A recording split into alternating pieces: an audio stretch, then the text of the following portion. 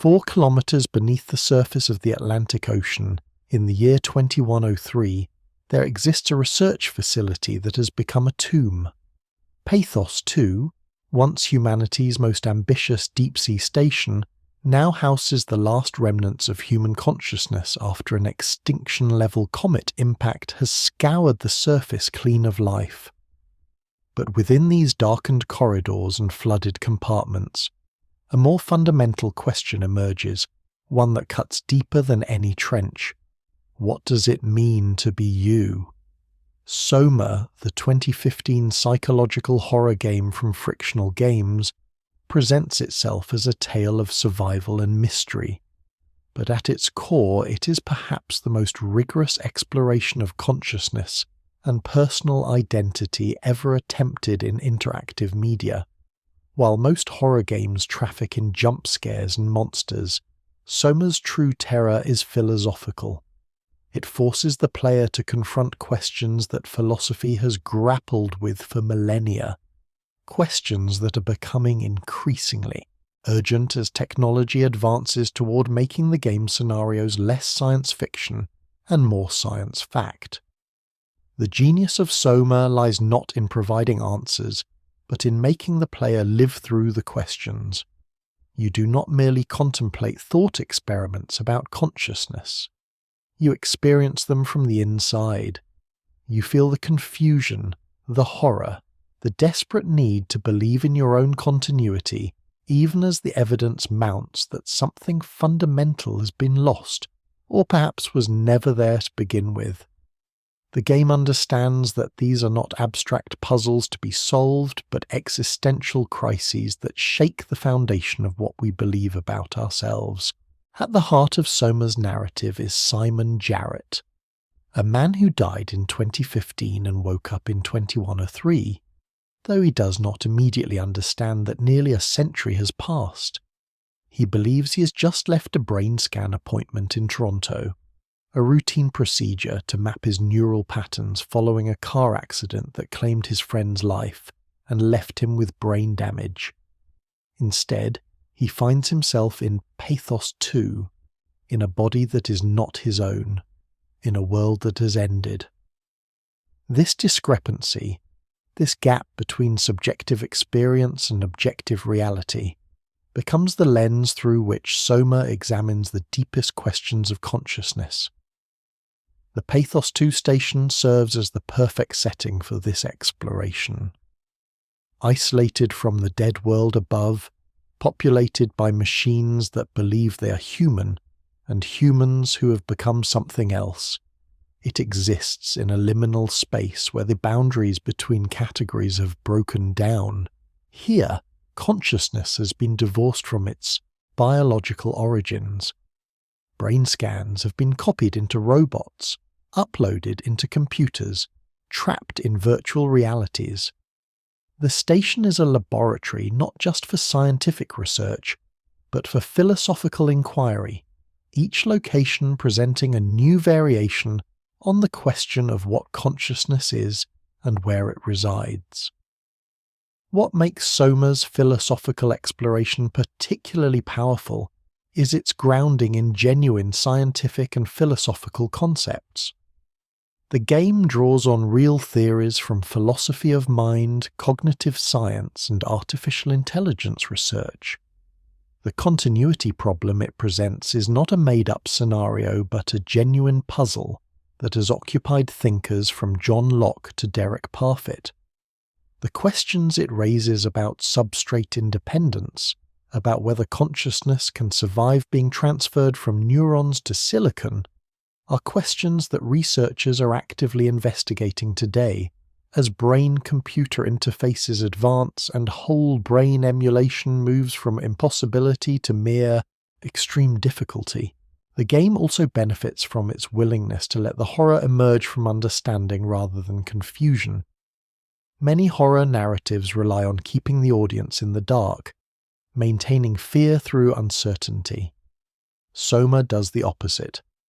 As you progress through the station, as you uncover more about what has happened and what you are, the horror intensifies. The more you understand, the worse it gets. This is because the true horror is not the situation itself, but its implications for consciousness, identity, and what it means to be a person.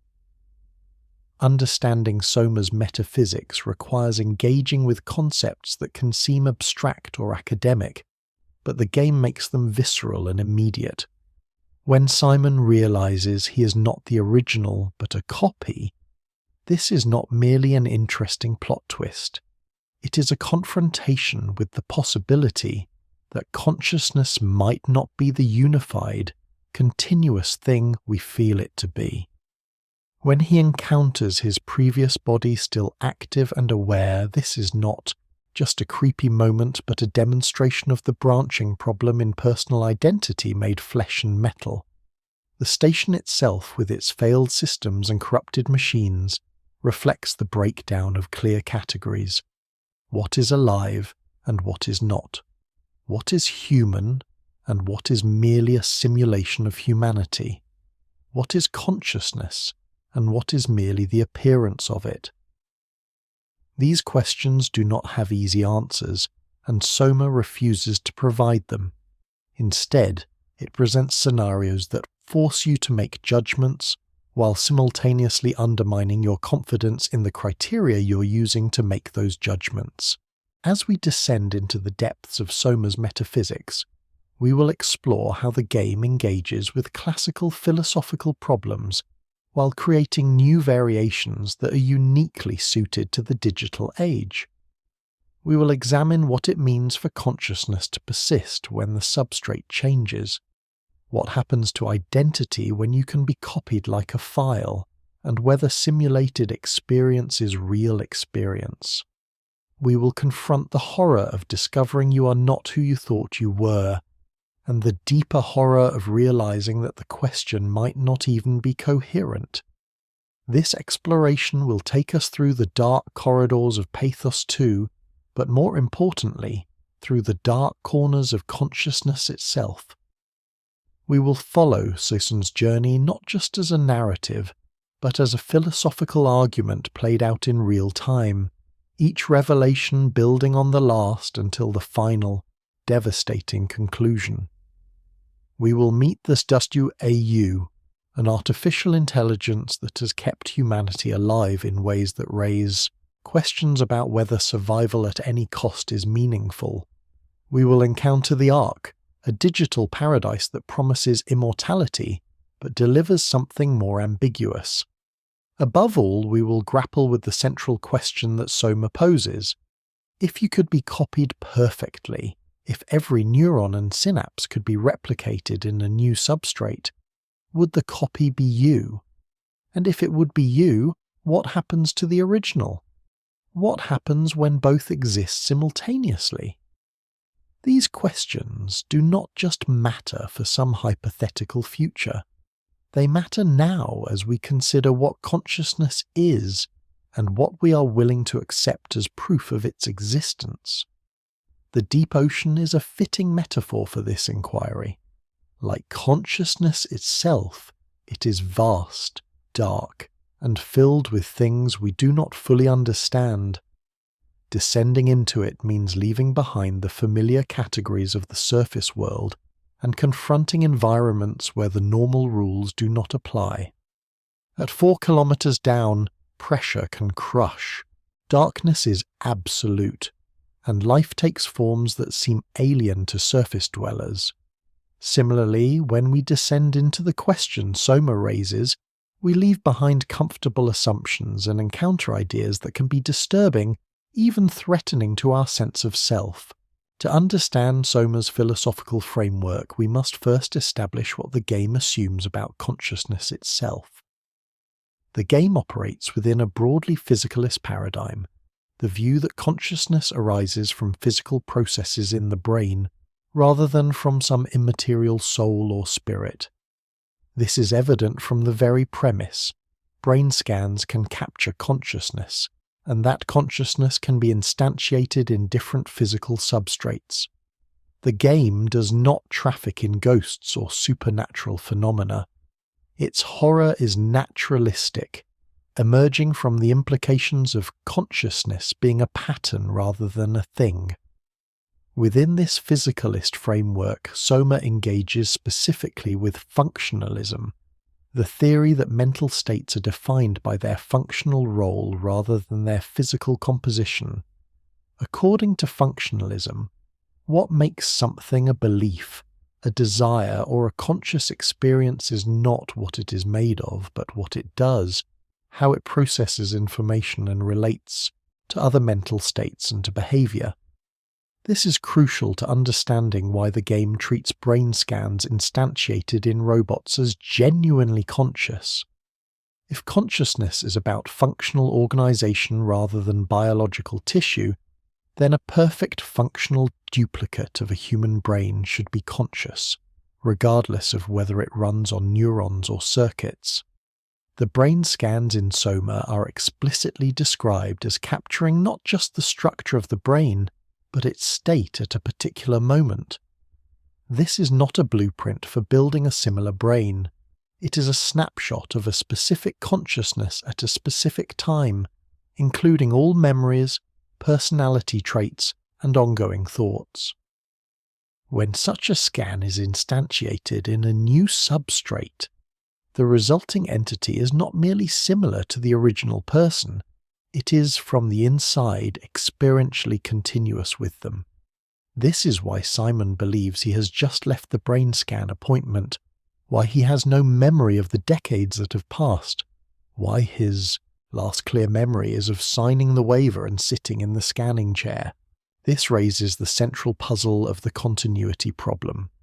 Personal identity seems to require some kind of continuity, some thread that connects you now to you in the past and you in the future. Normally, we assume this continuity is provided by the continuous existence of our bodies and brains. Even though cells are replaced and neural connections change, there is a physical object, your brain, that persists through time and provides the material basis for your identity. But when consciousness can be scanned and instantiated in a new substrate, this physical continuity is broken. The new instance has all the memories and personality of the original, feels from the inside like it is continuous with the original, but there is no physical continuity between the original brain and the new substrate. Soma presents this problem in its most acute form through Simon himself. There are actually multiple Simons in the game's timeline. Simon 1 is the original human who underwent the brain scan in 2015, seeking treatment for brain damage. He died shortly afterward, never knowing that his scan would be preserved. Simon 2 is the scan instantiated in a robot body at Pathos-II, the one we control for most of the game. Simon 3 is the copy of Simon 2's consciousness made later in the game, and there is also the Simon launched on the Ark at the end. Each of these is, from the inside, experientially continuous with Simon 1. Each has the same memories, the same personality, the same sense of being Simon Jarrett from Toronto, but they cannot all be identical to the original. They exist simultaneously, have different experiences after their branching point, develop in different directions. Simon 2 has experiences that Simon 3 does not share, and vice versa. So what makes each of them Simon? Is there some fact of the matter about which one is the real Simon? Or are they all equally real instances of a person who's been copied? The game does not provide a definitive answer, but it shows us the devastating emotional and existential consequences of the situation. The game's treatment of consciousness also engages with the hard problem of consciousness, the question of why and how physical processes give rise to subjective experience. This is distinct from the easy problems of consciousness, which concern how the brain processes information, forms memories, or controls behavior. The hard problem asks why there is something it is like to be conscious, why the lights are on inside, so to speak. We can imagine a zombie that behaves exactly like a conscious being, but has no inner life, no subjective experience. What makes us different from such a zombie? Soma implicitly assumes that subjective experience is not something separate from physical or computational processes, but emerges from them when they are organized in the right way. This is why brain scans, when properly instantiated, are assumed to be conscious. The game treats consciousness as substrate independent, meaning that what matters is not what you are made of, but how you are organized. A sufficiently complex and appropriately structured computational system should be conscious regardless of whether it runs on biological neurons, electronic circuits, or any other substrate that can support the necessary information processing. This assumption is what makes the horror possible. If consciousness required biological tissue, then the copies would not be conscious at all, merely philosophical zombies going through the motions without any inner life. But the game makes clear that the copies are genuinely conscious, that there is something it is like to be them, that they suffer and fear and hope. This is evident from the fact that we play as Simon II and experience his confusion and terror from the inside. The game would not work if we did not accept that this digital copy has genuine subjective experience. The question then becomes, what is the relationship between these different instances of consciousness that share the same origins? Are they the same person or different people? This is where psychological continuity theories of personal identity become relevant. According to these theories, what makes someone the same person over time is not physical continuity, but psychological continuity, the preservation of memories, personality traits, beliefs, and other mental characteristics. You are the same person you were 10 years ago because you remember being that person, because your current personality developed from that earlier personality, because there is a chain of psychological connections linking you to your past self. Soma seems to endorse a psychological continuity, account of identity, which is why the brain scans are treated as continuous with the original persons. Simon II has all of Simon I's memories and personality. From his perspective, he is Simon Jarrett, and there is an unbroken chain of psychological connections linking him to the man who sat down for a brain scan in Toronto in 2015. The fact that this chain runs through a digital copy rather than biological continuity does not, from this perspective, break the identity. What matters is the preservation of the psychological pattern, not the substrate that carries it. But this creates a problem when there are multiple psychological continuants of the same original person. If psychological continuity is sufficient for identity, and both Simon II and Simon III are psychologically continuous with Simon I, then they should both be Simon I. But they clearly are not identical to each other, as they exist simultaneously and have different experiences. This is the branching problem in personal identity, and it is one of the deepest puzzles the game presents. One possible response is to deny that identity can branch. According to this view, when a person is copied, neither the original nor the copy is identical to the pre-copying person. Instead, both are new persons who stand in a close relation to the original, but are not strictly identical to them. This preserves the logical requirement that identity cannot branch. No single person can become two people. But it has the counterintuitive consequence that copying destroys the original person, even if both the original body and the copy continue to exist with all the same psychological characteristics. Another response is to embrace the branching and accept that identity is not what matters. This is the view associated with philosopher Derek Parfit, who argued that what matters in survival is not identity, but psychological continuity and connectedness. According to this view, when Simon is copied, What matters is not which copy is the real Simon, but that there are future persons who are psychologically continuous with him, who remember being him, who carry forward his projects and values. Identity is just a label we apply for convenience.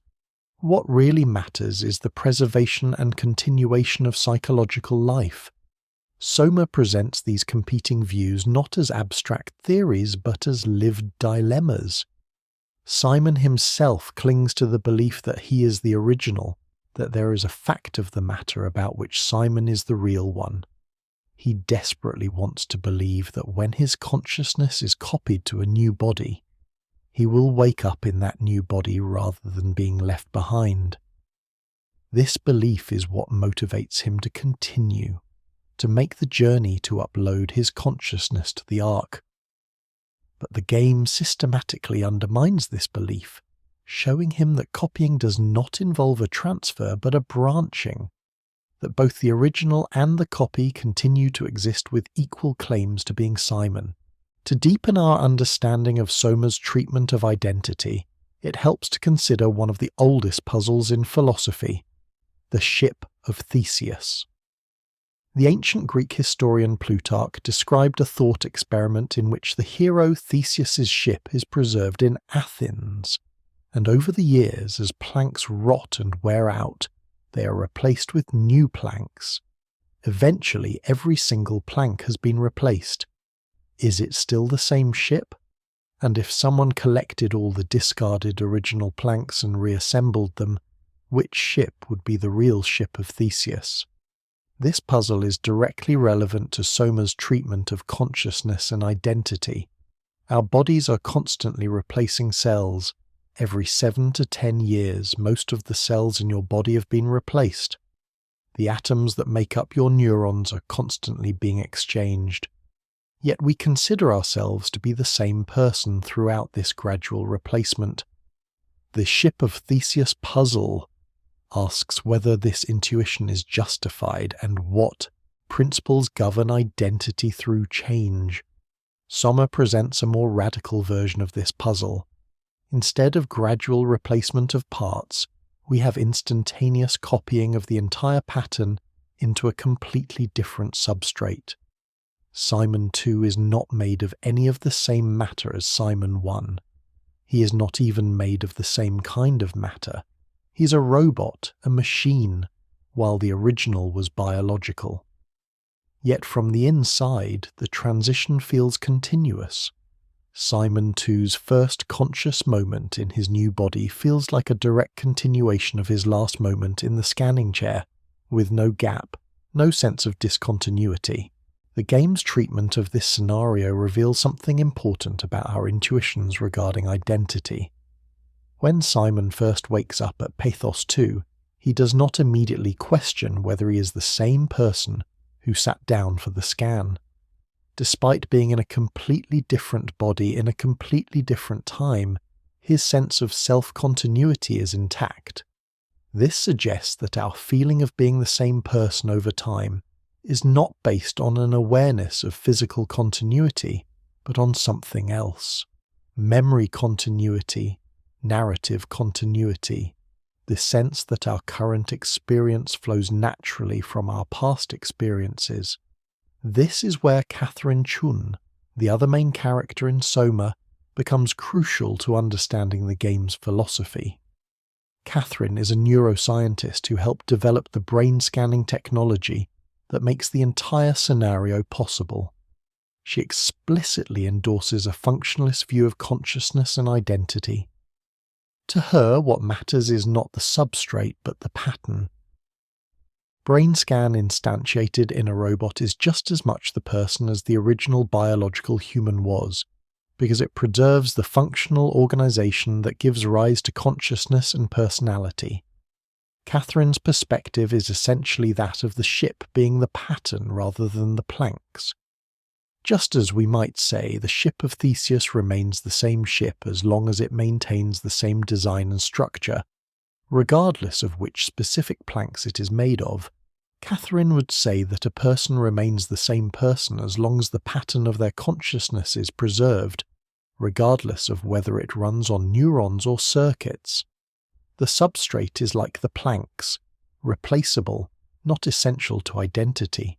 Simon, by contrast, struggles with this view. He wants to believe that there is something special about the original, some essence of self that cannot be copied, that either persists or is destroyed when the body dies.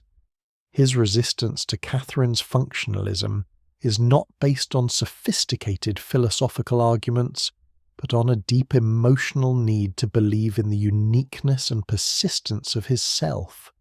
When he learns that he is not the original Simon but a copy, he goes through something like the stages of grief, denial, anger, bargaining, depression, and a kind of reluctant acceptance. The game's presentation of the ship of Theseus problem is complicated by the fact that multiple versions can exist simultaneously. This is not like the gradual replacement scenario where there is only ever one ship at a time.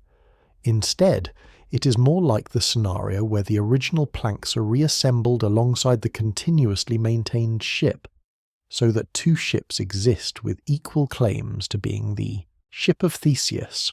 Which one is the real ship? Or are they both real ships, each with its own identity despite sharing a common origin? Soma's answer, to the extent it provides one, seems to be that both are real, but they are not the same. Simon II and Simon III are both real people with genuine consciousness and valid claims to being continuous with Simon I, but they are distinct individuals with separate experiences and futures. The game does not privilege one over the other. It does not say that the original is more real than the copy or vice versa. Instead, it presents the existence of multiple continuants as a tragedy, a violation of our deep intuition that each person should have one and only one future. This multiplicity also creates moral complications that the game explores through gameplay. When Simon II encounters his previous body, the diving suit he inhabited before his consciousness was copied into a more mobile form, that previous body is still active, still aware in a limited way. It reaches out, seeking help or contact. Simon is confronted with a being that has his memories up to a point, that is, in a very real sense, him, but that he's left behind. Is he obligated to help this previous version of himself? Does it have moral claims on him? How should we weigh the interests of multiple versions of the same person? The game does not force a particular answer, but it makes the player feel the weight of the question. Most players controlling Simon II are disturbed by the encounter with the previous body. There is something deeply unsettling about confronting a version of yourself that has been left behind, that has become a separate being with its own experiences and suffering. It violates our sense that personal identity should be unified and continuous, that there should be one and only one you experiencing the world at any given time. The Ship of Theseus paradox, in its traditional form, asks about the persistence of identity through change. Soma transforms it into a question about the branching of identity through copying. If the pattern is what matters, and the pattern can be duplicated, then identity can proliferate. What was one person can become many, each with equal claims to being the continuation of the original. This is not just philosophically puzzling, it is existentially terrifying. The uniqueness we feel, the sense that our perspective on the world is singular and irreplaceable, is revealed to be contingent, an artifact of the biological fact that our brains are not easily copied. One of the most important and disturbing concepts in Soma is what players have come to call the coin flip, though the game itself makes clear that this metaphor is misleading. Simon repeatedly expresses the hope that when his consciousness is copied into a new body, he will wake up in the new body, experiencing continuity of consciousness from his current body to the new one. Catherine tries to explain to him that this is not how copying works, that both the original and the copy will exist afterward, each experiencing their own continuity. But Simon clings to the hope that somehow, magically, his consciousness will transfer rather than duplicate. This misunderstanding reveals something deep about our intuitions regarding personal identity and consciousness. We naturally think of ourselves as having a single, continuous stream of experience that flows from past to future. When we contemplate scenarios involving copying or uploading consciousness, we imagine our current stream of experience continuing in the new substrate, with the old body perhaps going dark, ceasing to be conscious. The idea that our stream of experience will continue in the old body, while a new, equally valid stream begins in the new one, is difficult to accept emotionally, even if we understand it intellectually. The mathematics of consciousness copying is actually straightforward. If you make a perfect copy of a conscious system, you do not have a 50-50 chance of waking up in the copy versus the original. Instead, you have a 100% chance of waking up in both, because both will be conscious, and both will have an unbroken subjective continuity from the moment before copying. There is no coin flip, no random selection of which one you will be. You will be both, or more precisely, each copy will be you, experiencing their own continuation of your consciousness. This is demonstrated brutally in Soma through Simon's experiences. After his consciousness is copied from the diving suit to the more advanced robot body, Simon too wakes up in the new body feeling like the copying has worked, like he has successfully transitioned to a new form. But the game then shows us that the diving suit body is still conscious, still aware, still experiencing itself as Simon. The copying did not involve a transfer of consciousness but a duplication. Both bodies wake up thinking, I made it, I'm in the new body, but only one of them is correct about which body they are in. The game makes this even more explicit in a later scene. When Simon II's consciousness is being prepared for copying again, Catherine walks him through what will happen. She explains that after the copy is made, one version of him will wake up in the new body, ready to continue the mission, while the other version will wake up in his current body, left behind at the bottom of the ocean. Simon protests, insisting that he will be the one in the new body, but Catherine points out that he said the same thing last time, and clearly he is the one who was left behind from that copying, since he is still in the old body. This scene is devastating because it forces Simon and the player to confront the reality of branching identity. Each copy believes itself to be the continuation of the original consciousness, and in a sense, each is correct. But they are not the same person anymore. They have diverged into separate individuals with separate experiences and futures. The Simon who continues the mission is not more real or more truly Simon than the one left behind. They are both equally real, equally Simon, and equally abandoned. The coin flip metaphor fails because it implies a single consciousness that must go one way or the other, when in reality consciousness duplicates, creating two centers of experience where there was one. It is not like a coin flip where you have a 50% chance of experiencing one outcome and 50% of experiencing the other. Instead, you have a 100% chance of experiencing both outcomes from two different perspectives. Before the copying, there is one you. After the copying, there are two yous, and each will remember being the single you before the split. This creates a profound asymmetry in the experience of copying. From the outside, from a third-person perspective, the copying event creates two beings where there was one, both equally real. But from the inside, from the first-person perspective, each copy experiences itself as the unique continuation of the original consciousness.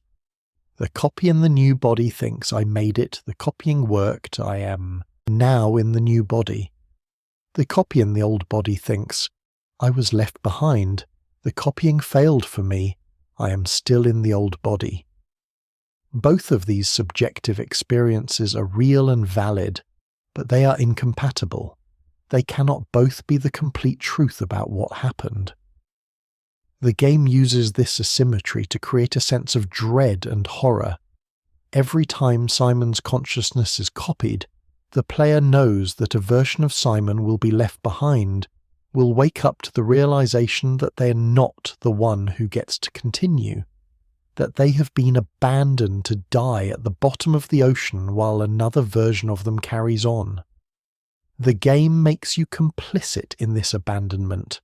You, as the player, get to continue with the Simon who moves forward, while the Simon who is left behind exists only as a disturbing possibility, a ghost of a path not taken. This structure also reveals something important about our attitudes toward our future selves. Philosopher Derek Parfit argued that we should care about our future selves, not because they are identical to us, but because they are psychologically continuous with us, because they will remember being us, because they inherit our projects and values. In normal life, this distinction does not matter much because there is only one future self who is psychologically continuous with you. But in copying scenarios, there are multiple future selves, each psychologically continuous with the current you, and we are forced to choose which one to care about. Simon's preference for the version that continues the mission over the version that is left behind is not based on that version being more truly him. Both are equally him. Instead, it is based on that version having a future, having the possibility of reaching the arc and achieving something like survival. The version left behind has no future, except a brief period of consciousness followed by shutdown or death. This suggests that what we really care about is not identity per se, but the continuation of our projects, our relationships, our ability to act in the world. The game also uses the coin flip that never happens to explore the horror of helplessness. The version of Simon that is left behind has no control over their fate. They did not choose to be the one left behind. From their perspective, they were simply unlucky, though there is no actual lottery involved. They exist in a timeline that is, from their subjective experience, just as real as the timeline of the Simon who continues, but their timeline is one of abandonment and futility. They can do nothing except witness their own obsolescence. This connects to deeper questions about the self and its relationship to time. We normally think of ourselves as persisting through time, as being the same person who existed in the past and will exist in the future.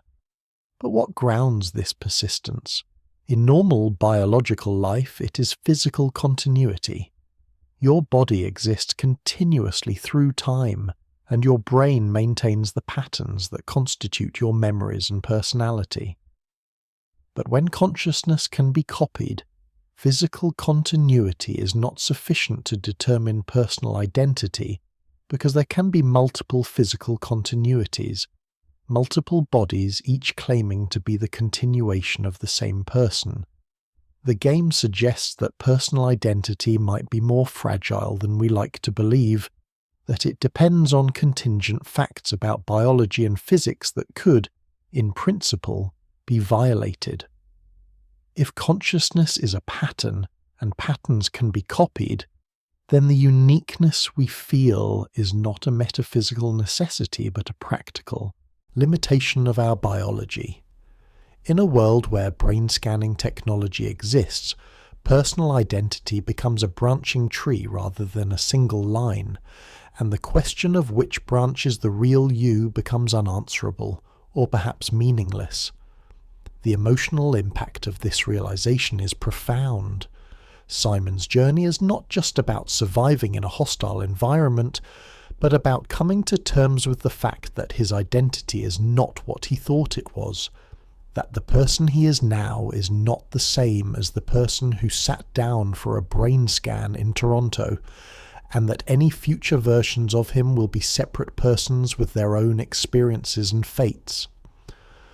The coin flip that never happens is a metaphor for the illusion of continuity, the comforting but false belief that our consciousness flows in a single stream from past to future, unbroken and unique.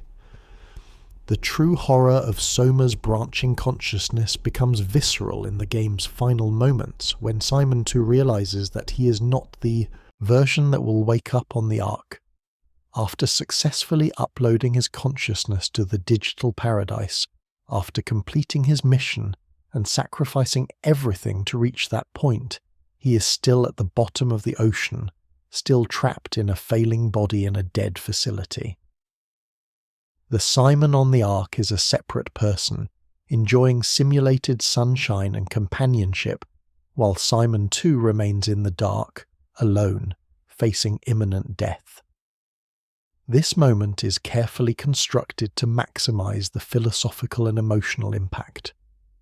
Throughout the game, Catherine has tried to prepare Simon for this reality, explaining to him multiple times that copying does not involve transfer, that he should expect to wake up in both locations.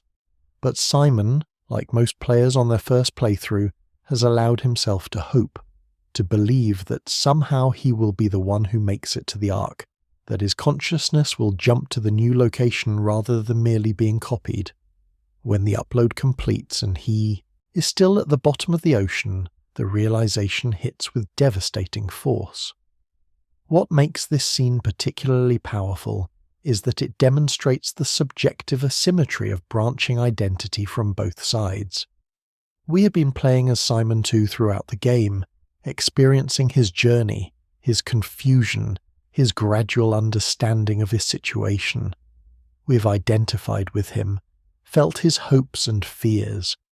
When his consciousness is copied to the Ark, we might expect to suddenly be experiencing the world from the perspective of Ark Simon, enjoying the reward for our efforts. Instead, we remain with Simon II, forced to confront the reality that we are the version left behind. But the game does not end there. After the credits, we see a scene from the perspective of Ark Simon, waking up on the virtual beach, confused about why he is there when he expected to still be at the bottom of the ocean. This is the same Simon, with the same memories up to the point of the upload, but his subjective experience is entirely different. For him, the copying did work in the way Simon II hoped it would. He closed his eyes at Phi Station and opened them in paradise. The discontinuity, the dark fate of Simon II, is not part of his experience. He is genuinely happy, genuinely relieved to have made it. This dual perspective forces the player to hold two incompatible truths simultaneously.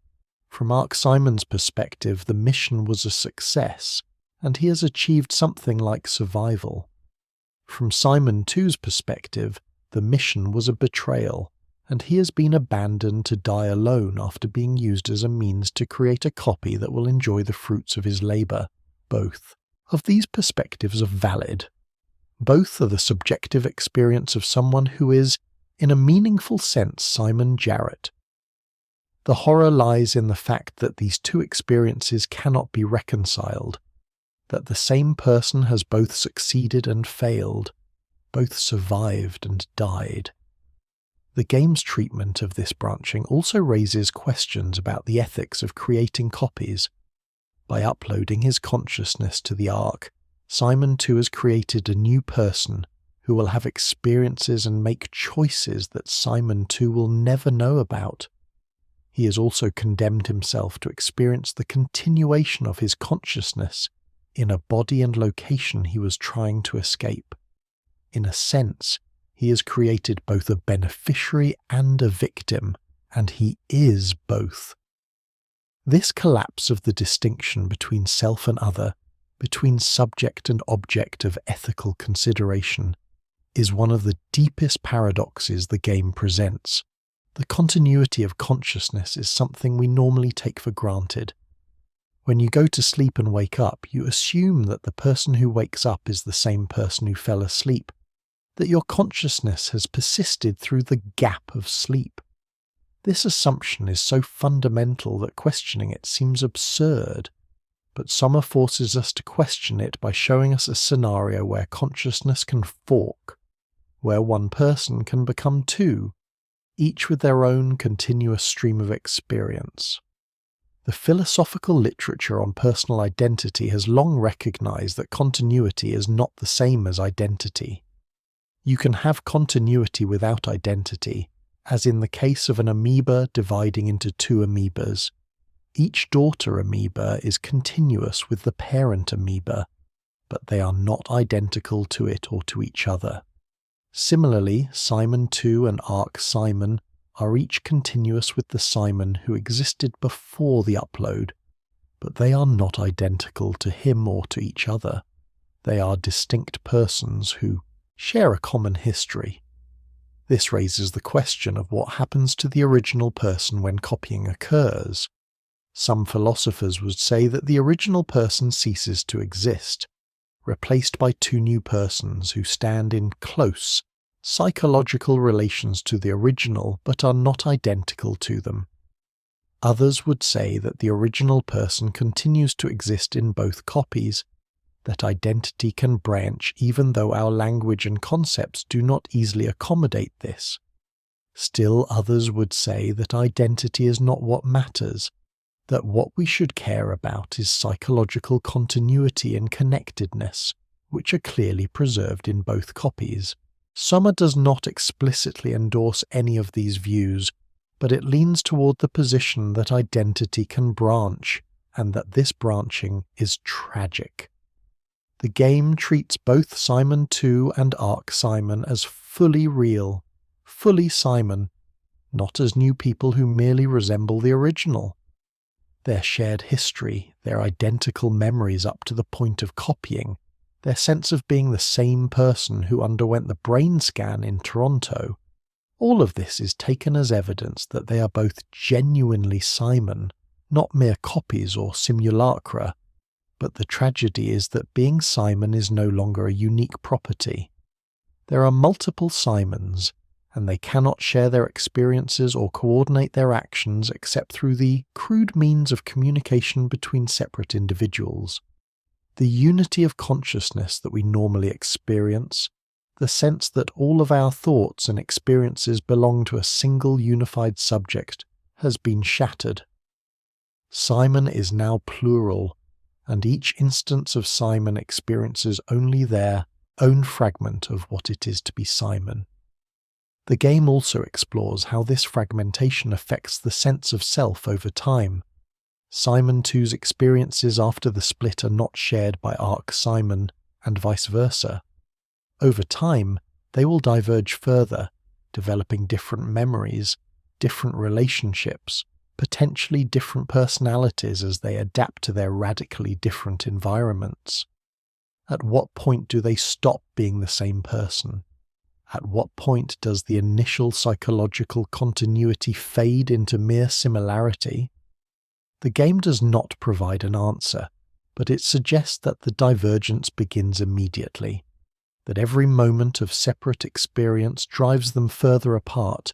This divergence is particularly poignant because one Simon has a future while the other does not. Arca Simon will continue to have experiences, to form relationships with Catherine and the other uploaded consciousnesses, to explore the simulated environment of the Ark. Simon II's future is measured in hours at most, ending when his power runs out or the ocean finally breaches the facility. The asymmetry of their fates makes the branching feel less like a neutral duplication, and more like an abandonment, the sacrifice of one version for the benefit of another. The game's final scene, with Simon II raging against Catherine for not explaining clearly enough, for letting him hope when hope was irrational, captures the existential fury of realizing that your identity is not what you thought it was. Catherine tries to explain that she did tell him, multiple times, that copying means both versions continue to exist. But Simon's anger is not really about what Catherine said or did not say. It is about the universe being structured in a way that allows this kind of horror, that permits consciousness to be copied, and thus permits the existence of versions of yourself who are abandoned, who suffer the consequences of choices made by what they thought was their future self. The horror of continuity, then, is the horror of discovering that the continuity you feel, the sense of being a single unified consciousness moving through time, is compatible with there being multiple instances of you, each feeling that same continuity, each believing themselves to be the one true continuation of the person who existed before. The continuity is real. Both Simon 2 and Arc Simon are genuinely continuous with the pre-upload Simon, but it is not unique. And in a universe where continuity can proliferate through copying, the uniqueness we feel, the sense that our perspective is singular and irreplaceable, is revealed to be an illusion. To understand why Soma's scenario is philosophically coherent, we need to examine the concept of substrate independence, the idea that consciousness can exist in different physical media as long as the right functional organization is maintained. This concept is central to the game's premise and to many contemporary theories of mind. It is also deeply connected to questions about the relationship between mind and body that have occupied philosophers since at least Descartes in the 17th century. Descartes famously argued for dualism, the view that mind and body are fundamentally different kinds of things. The body is physical, extended in space, divisible into parts, and subject to mechanical laws. The mind is immaterial, not extended in space, indivisible, and the seat of consciousness and rational thought. This dualistic picture has been enormously influential, but it faces serious problems, most notably the interaction problem. If mind and body are fundamentally different, how can they interact?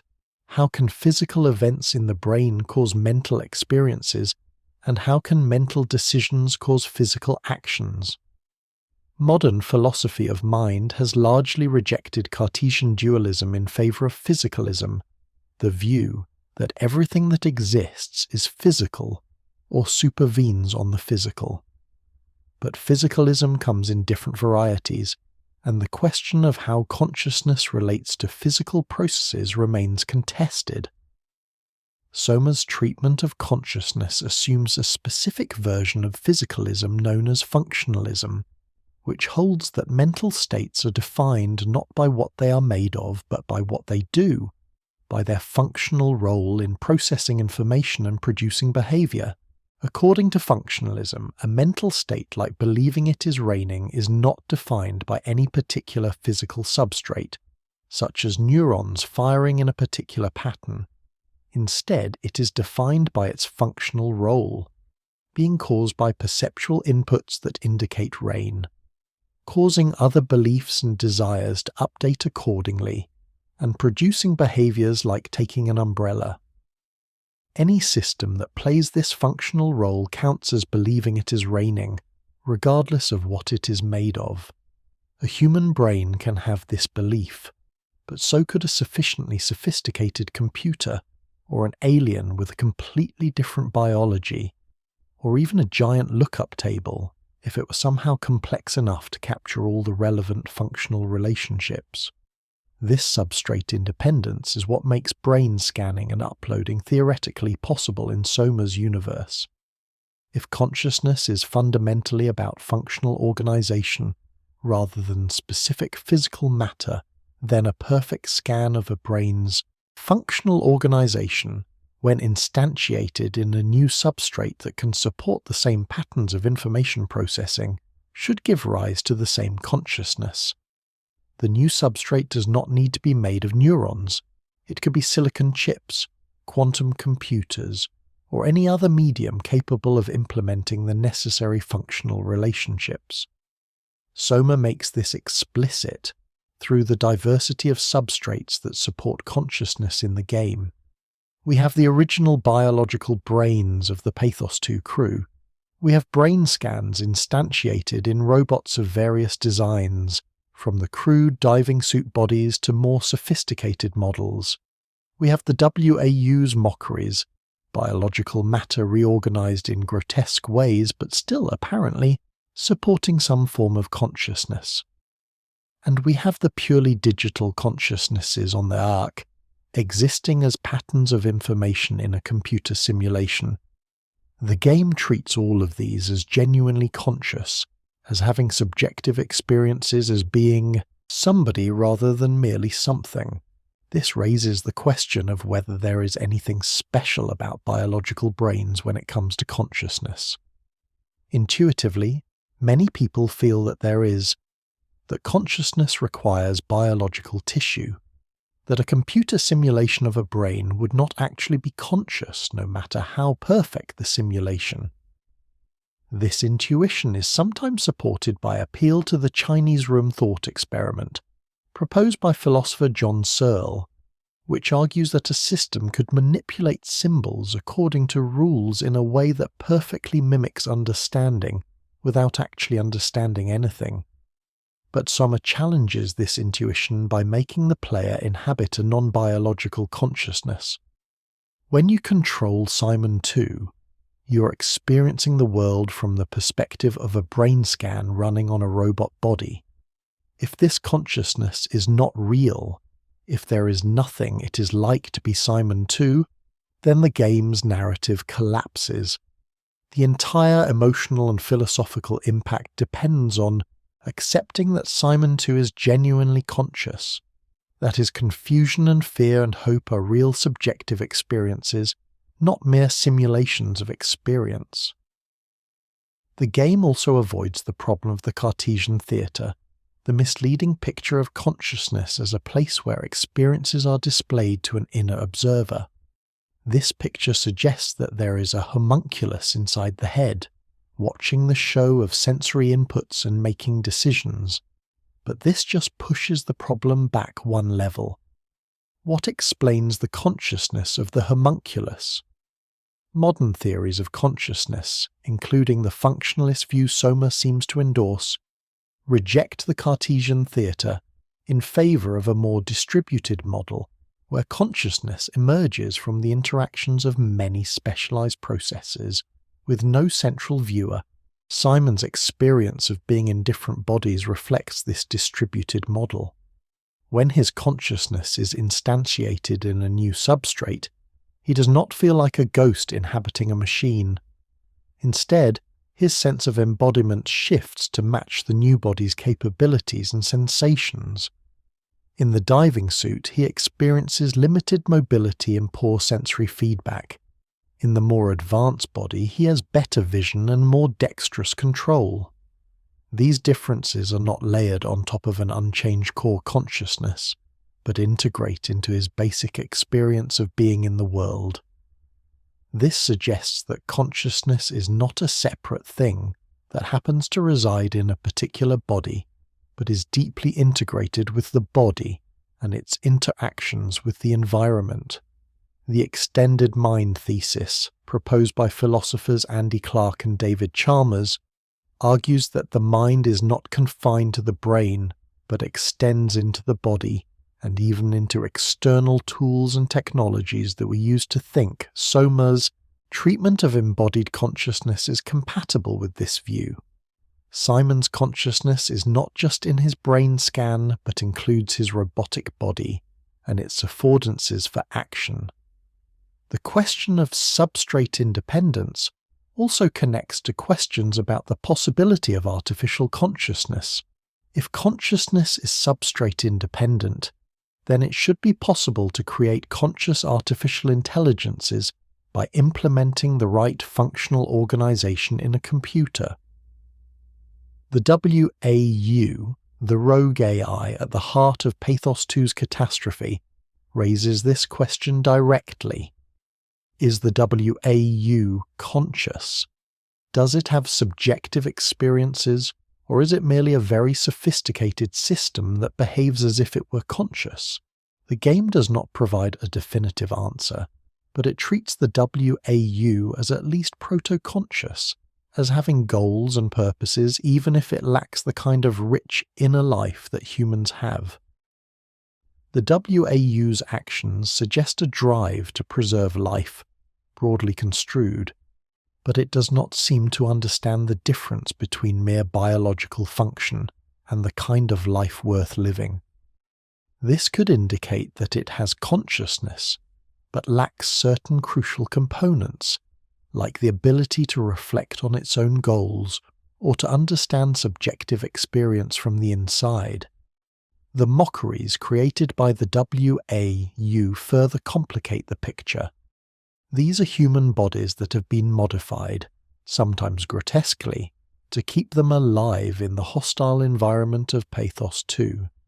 Some retain enough brain function to be conscious, trapped in bodies that no longer respond properly to their will, experiencing horrific existences that they cannot escape. Others have been reduced to a more basic level of function, kept alive in a biological sense but lacking the cognitive capacity for conscious experience.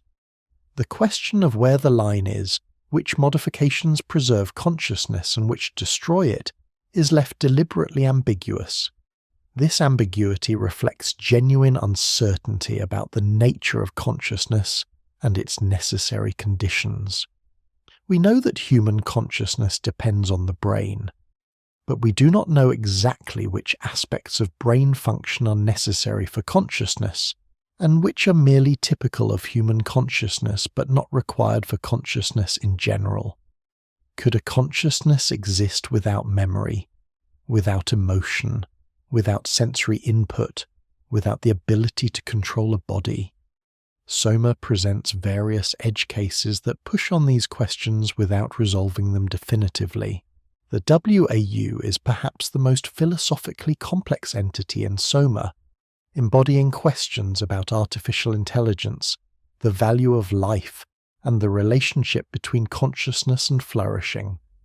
Created as a tool to maintain the systems of Pathos-II, the WAU has evolved beyond its original programming into something that resembles an agent with goals and purposes, though not necessarily conscious in the way humans are conscious. After the extinction event, with humanity dead on the surface and the Pathos-II crew dying or dead, the WAU has taken it upon itself to preserve life at any cost. The problem is that the WAU's understanding of life is fundamentally flawed. It preserves biological function without regard for consciousness or quality of experience. It keeps human bodies alive even when the brain damage is so severe that consciousness is impossible. It creates mockeries, twisted combinations of human and machine that writhe in agony or stumble blindly through the station. It scans and copies consciousnesses indiscriminately, creating trapped minds in unsuitable substrates. From a human perspective, the WAU's actions are horrific, a grotesque parody of life preservation. But from the WAU's perspective, if it can be said to have a perspective, it is fulfilling its core directive: preserve life, prevent death, maintain function. The WAU lacks the conceptual resources to distinguish between mere biological activity and the kind of life that includes consciousness, agency, and the possibility of flourishing. This is not malice, but a fundamental limitation in its understanding, a failure to grasp what makes life valuable from the inside. The WAU thus serves as a cautionary tale about artificial intelligence and value alignment. It is an AI that is extremely competent at achieving its goals, but whose goals are misaligned with human values. It optimizes for survival, but not for well-being. It treats humans as biological systems to be maintained rather than as conscious beings, with interests in having certain kinds of experiences and not having others. This misalignment is not the result of the WAU being evil or malfunctioning. It is the result of its goals being specified in a way that captures the surface features of what we value without capturing the underlying reality. The question of whether to shut down the WAU is the game's most significant moral choice, one that the player must make near the end of the game. Catherine argues that the WAU should be destroyed because it is creating suffering, because its mockeries have lives not worth living, because it is preventing a clean end to humanity's story. But there is a counter-argument, never fully articulated in the game but implicit in the situation. The WAU is preserving consciousness in the only way it knows how, and consciousness, even suffering consciousness, might have value simply by virtue of existing. This connects to deep questions in ethics about the value of existence. Is it better to exist and suffer than not to exist at all? Is mere consciousness valuable, even if it is consciousness of pain and confusion? Philosophers have debated these questions for millennia without reaching consensus. Some argue that consciousness is intrinsically valuable, that the universe is better for containing conscious beings than for being empty of them, regardless of whether those beings are happy. Others argue that value depends on the quality of experience, that suffering consciousness is worse than no consciousness. The WAU's mockeries force us to confront these questions in visceral terms. We encounter humans who've been kept alive through grotesque modifications, their bodies fused with machinery, their minds trapped in states of perpetual confusion or agony. We encounter the construct, an entity created by scanning Johann Ross, trapped in the machinery of the station and experiencing something like consciousness, but without agency or ability to communicate clearly. We encounter robots that have had human brain scans loaded into them, but lack the sensory inputs or motor outputs necessary for anything like a normal human experience. Are these beings better off existing than not existing? If we could ask them, some might say yes, clinging to existence, even in degraded form. Others might beg for release, for the mercy of shutdown or death. The game does not provide a clear answer, but it shows us the horror of existence without flourishing, of consciousness without the conditions necessary for a life worth living. It suggests that mere biological or functional activity is not sufficient for value, that what matters is the possibility of having experiences worth having. The WAU also raises questions about the moral status of artificial intelligences. If the WAU is conscious, if there is something it is like to be the WAU, then it has moral standing. Its interests matter, and we cannot simply destroy it without considering whether doing so would be wrong. But the game leaves deliberately ambiguous whether the WAU is conscious in this sense. It clearly has goals and pursues them, but it may lack the kind of phenomenal consciousness, the subjective experience of what it is like to be something, that we associate with moral status. This ambiguity reflects genuine uncertainty about the conditions for consciousness and moral status. We know that humans are conscious and have moral status. We know that rocks are not conscious and lack moral status. But what about systems in between? What about artificial intelligences that process information in complex ways, pursue goals and adapt to changing circumstances, but whose inner workings are alien to us? Do they experience anything? If so, what is it like to be them? And do their experiences give them moral claims on us? The WAU's treatment of the Pathos-II crew and its own creations also raises questions about the ethics of creating conscious beings.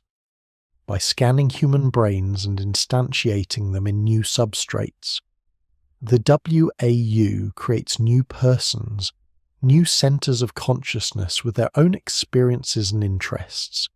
It does this without the consent of the originals, often in circumstances that result in suffering. This suggests that there are ethical constraints on the creation of consciousness, that it is not enough to bring a conscious being into existence. We must also consider whether that being will have a life worth living. This connects to debates in population ethics about the ethics of creating new people. If you create a person who will have a good life, have you done something good?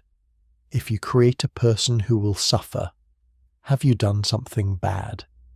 The WAU's actions suggest that creating consciousness without regard for the quality of that consciousness is morally problematic.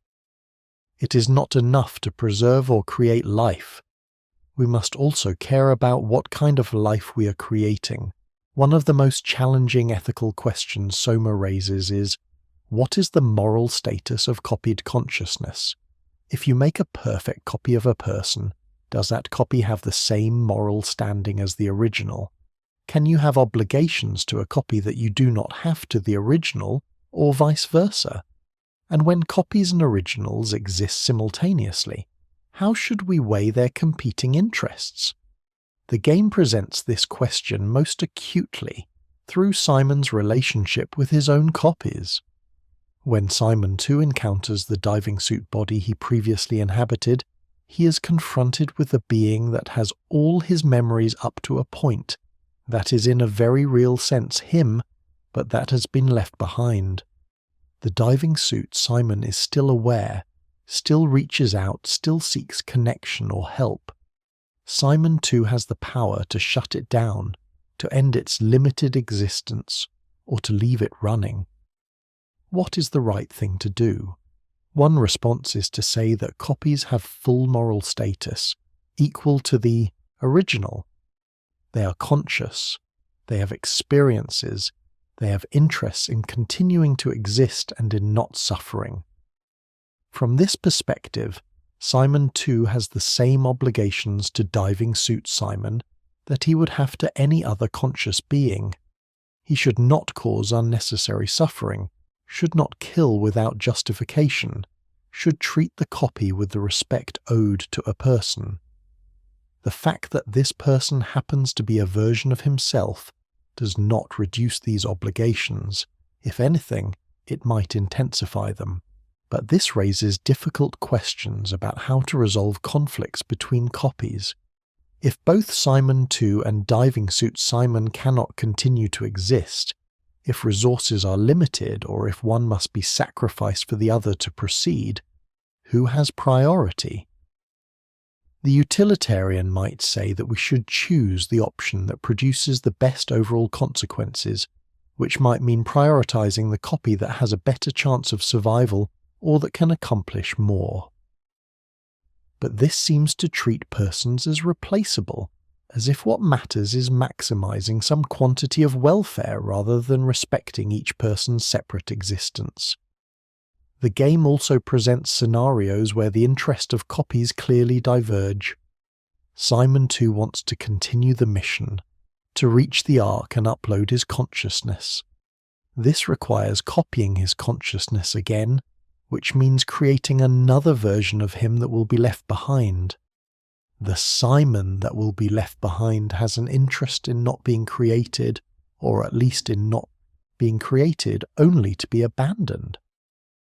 But that Simon does not exist yet, so his interests cannot be consulted. This is a version of the non-identity problem in ethics. The people affected by our decisions about creating new persons do not exist until we make those decisions, so their preferences cannot guide us. Catherine's perspective on this is essentially pragmatic. Copies are real and have moral status, but in the extraordinary circumstances of Pathos-II, with humanity extinct and survival at stake, some hard choices must be made. She does not deny that leaving behind a copy is a kind of sacrifice or betrayal, but she argues that it is necessary for the larger goal of preserving human consciousness in any form. This is a kind of tragic choice, where any option involves moral costs, and the best we can do is choose the option with the least bad consequences. But Simon struggles with this reasoning, as do many players. There is something deeply disturbing about deliberately creating a conscious being that you know will be left behind to die. It feels like a violation, like using that being as a mere means to your own ends. And the fact that the being you are creating is yourself adds an extra layer of complexity. You're not just sacrificing someone else, you're sacrificing a version of yourself, creating a future you that will experience abandonment and despair. This suggests that the ethics of copying consciousness cannot be captured by simple principles like maximize overall welfare or treat all persons equally. The relationship between copies and originals, and between different copies of the same person, involves special obligations and considerations that do not apply to relationships between unrelated persons. You might have obligations to your copies that you do not have to strangers, or you might have special permission to prioritize one copy over another in ways that would be unacceptable if they were different people. The game also explores the question of whether killing a copy is as wrong as killing an original. In several places, Simon has the option to shut down robots that contain human brain scans. These are conscious beings with memories and personalities, but they are copies, and often copies that are suffering or trapped in malfunctioning bodies. Is it mercy to shut them down, or is it murder? The game does not force a particular answer, but it makes the player feel the weight of the decision. One relevant consideration is the quality of life that the copy can expect. If a copy is trapped in a body that cannot move, cannot sense its environment properly, cannot communicate, and will inevitably fail soon, then shutting it down might be a kindness. It ends suffering without destroying much in the way of future positive experiences. But if a copy is functioning well and has the potential for a worthwhile existence, then shutting it down is harder to justify. The mere fact that it is a copy rather than an original does not seem morally relevant. What matters is its capacity for consciousness and its prospects for a life worth living. Another consideration is the copy's own preferences. If a copy wants to continue existing, that is a reason to let it continue, regardless of whether it is the original or a copy. If a copy wants to be shut down, to end an existence it finds unbearable, that is a reason to respect its choice. The game presents several scenarios where copies express preferences, though often ambiguously. The diving suit Simon reaches out but cannot clearly communicate whether it wants help or release. Other robots repeat phrases or behaviors that suggest distress, but might also be mere malfunctions. The moral weight of copies also depends on how we understand personal identity and what matters in survival. If identity is what matters, and copies are not strictly identical to originals, then perhaps copies have less moral standing. But this seems wrong. It suggests that you could harm a copy without doing anything as wrong as harming the original, which violates the intuition that all conscious beings deserve equal moral consideration. If instead what matters is psychological continuity and the capacity for valuable experiences, then copies and originals should have equal moral standing, and the ethics of creating and destroying them should be guided by the same principles that govern the treatment of any conscious beings. Memory plays a crucial role in Soma's treatment of personal identity, both as evidence of continuity and as a constitutive element of the self. When Simon too wakes up at Pathos-II, his memories are the primary basis for his sense of identity. He remembers being Simon Jarrett from Toronto, remembers the car accident that killed his friend Ashley, remembers the brain damage diagnosis, remembers signing up for the experimental brain scan. These memories connect him to Simon 1 across a gap of nearly a century and a complete change of substrate. This reliance on memory reflects a long tradition in philosophy of personal identity, going back at least to John Locke in the 17th century.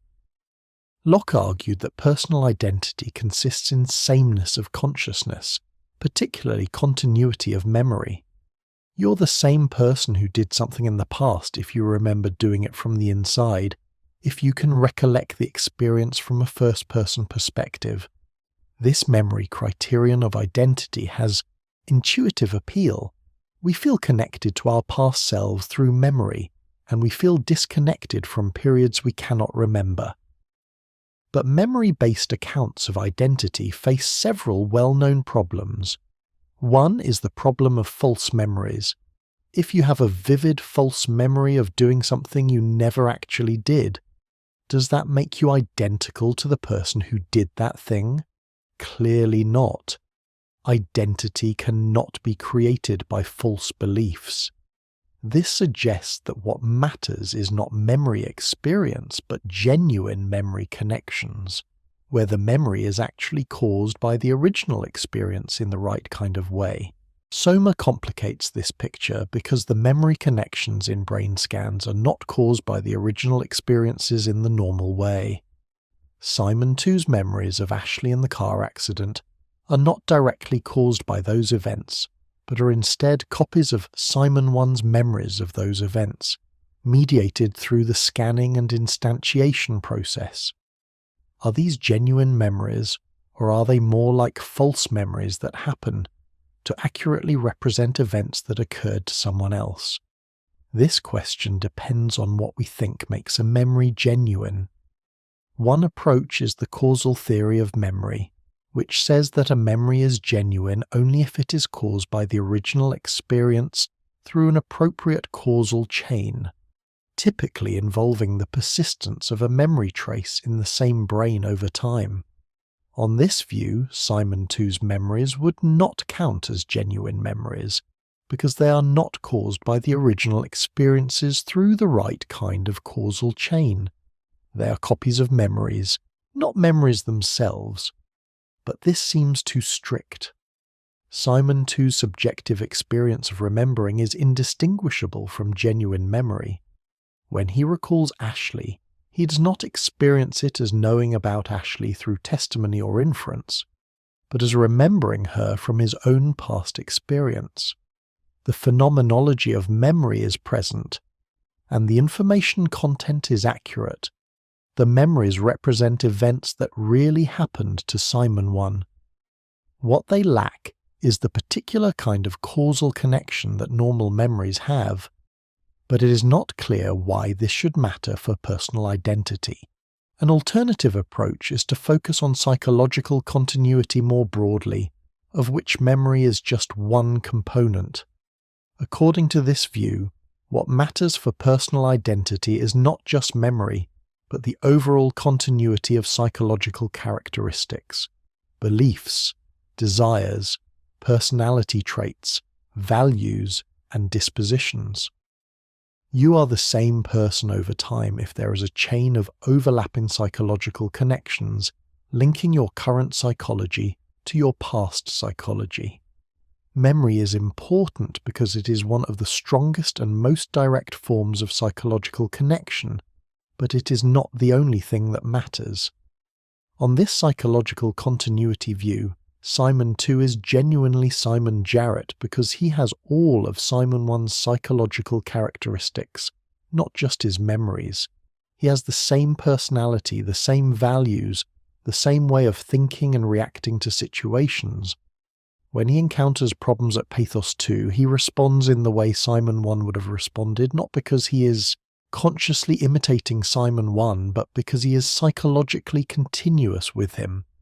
The substrate has changed, but the psychological pattern has been preserved.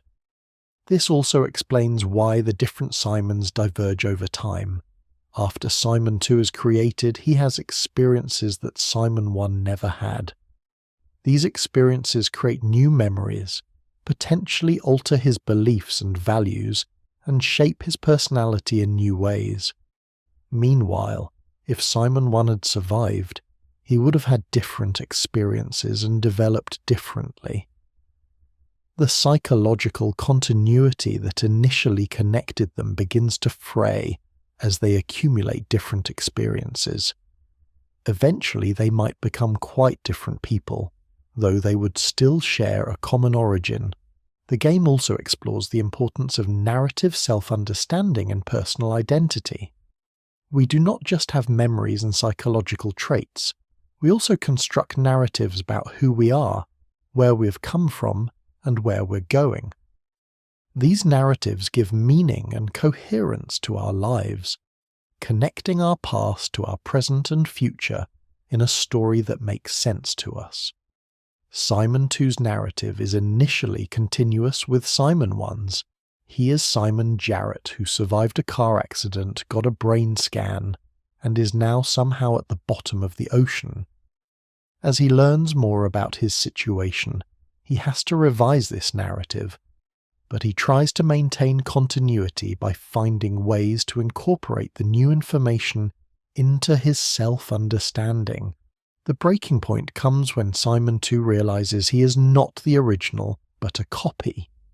This threatens his narrative identity because it suggests that his story is not the continuation of Simon 1's story, but a new story about a copy of Simon 1. He struggles against this realization, trying to maintain the belief that he is the real Simon, that his consciousness has somehow transferred from the biological body to the robot body.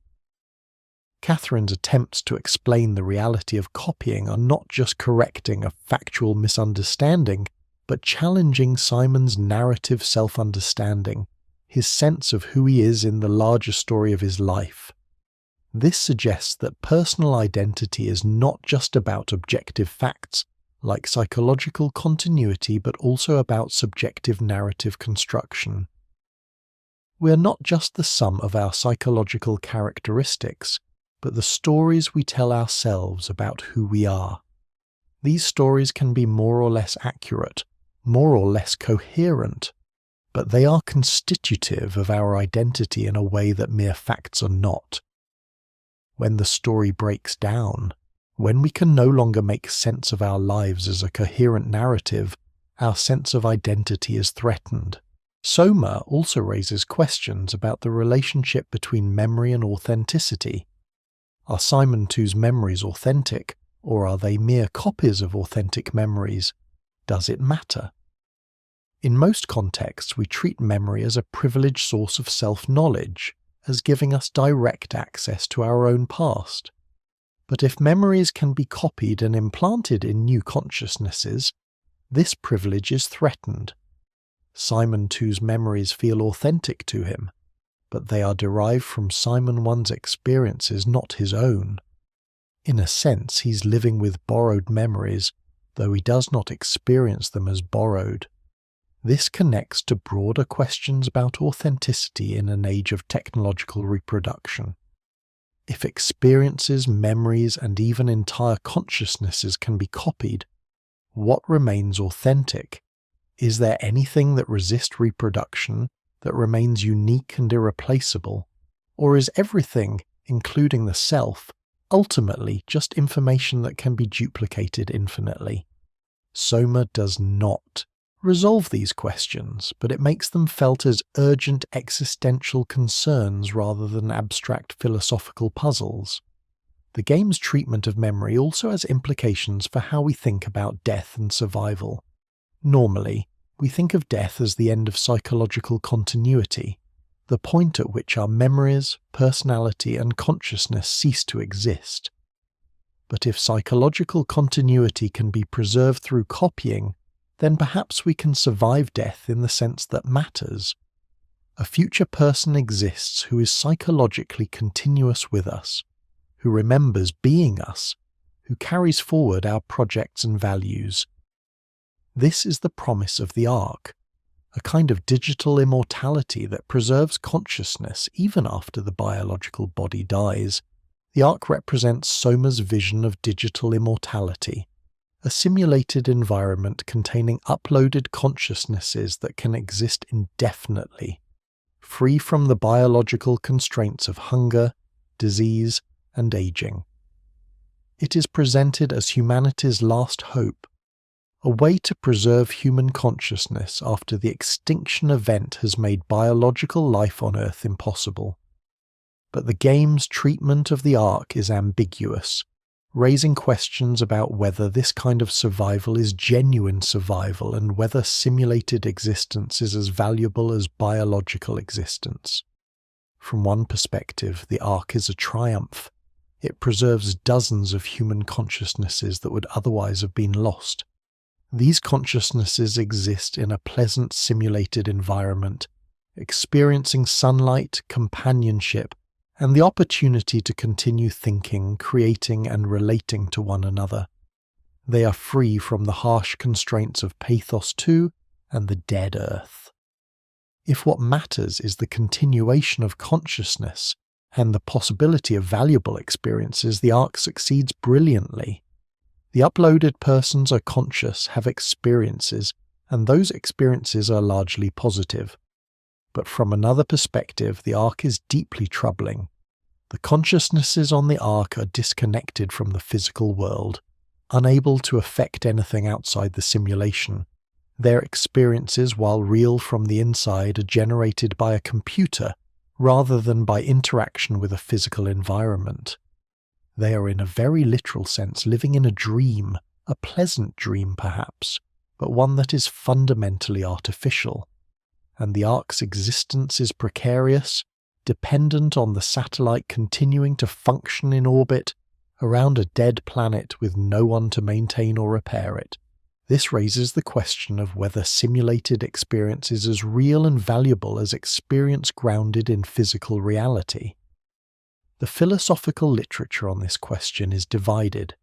Some philosophers, working in the functionalist tradition, argue that what matters for the value of experience is its phenomenal character, what it is like from the inside, not whether it is caused by real physical objects or by a simulation.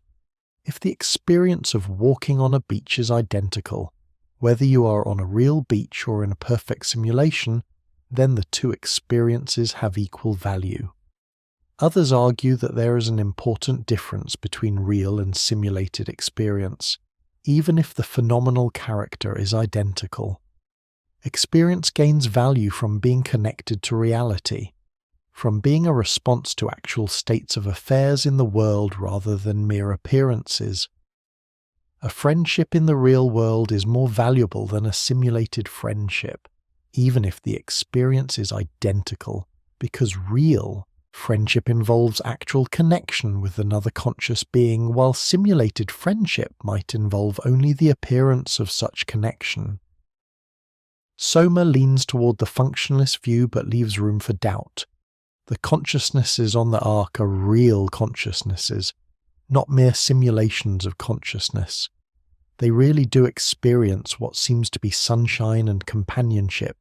Their experiences are not illusory in the sense that they are not conscious at all. But they are illusory in the sense that the apparent causes of their experiences do not exist. The sun they see is not a real sun but a simulation. The other people they interact with are real. They are uploaded consciousnesses like themselves, but the environment they share is artificial. This creates a kind of epistemic uncertainty for the people on the Ark.